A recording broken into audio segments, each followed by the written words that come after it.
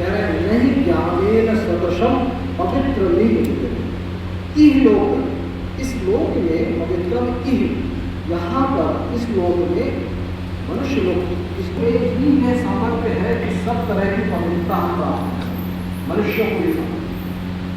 तो पवित्रता प्राप्त करने का अधिकार मिला है, अवसर मिला है इस मनुष्य शरीर में, उसका सदुपयोग करने की बात है। ऐसा अवसर, ऐसा अधिकार अन्य योनियों में नहीं है। इह लोक, इह का पवित्र इह, इस लोक में यह स्वतंत्रता हमको मिली है। उस पर भगवान जी करना चाहते हैं कि अन्य योनियों में तो अगर चला जाएगा तो तुझे यह अवसर समाप्त हो जाएगा। यह नहीं बात, ठीक है।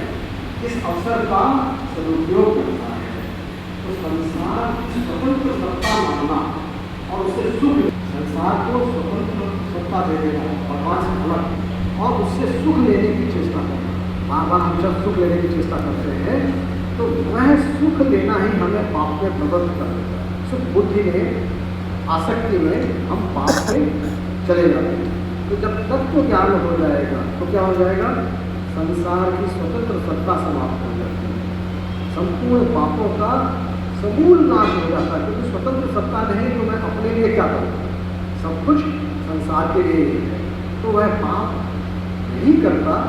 तो सबसे पवित्र है ज्ञान, क्योंकि वह पाप करने से बच जाता है उस तत्व को ज्ञान से। संसार में ज्ञान से अधिक पवित्र करने वाला और कोई साधन नहीं, भगवान यही कह रहे हैं, और कोई साधन नहीं ज्ञानेन सदृशम पवित्रम ही कहते। तो तत्व ज्ञान से यह पवित्रता मिल जाएगी, लेकिन वही पवित्रता योग संसिद्ध जो कर्म योगी है। योग संसिद्ध कौन है? जिसका कर्म योग का अनुष्ठान जो सांगोपांग करता है वह योग संसिद्धि है, उसको योग की सिद्धि करती है। तो योगारूढ़ जिसे कहेंगे आगे भगवान, कर्म योग की अंतिम अवस्था है योग का आरूढ़ होना, तत्व का बोध होना। तो वह तत्व जो ज्ञान से मिलता है, योग संसिद्ध कर्म योगी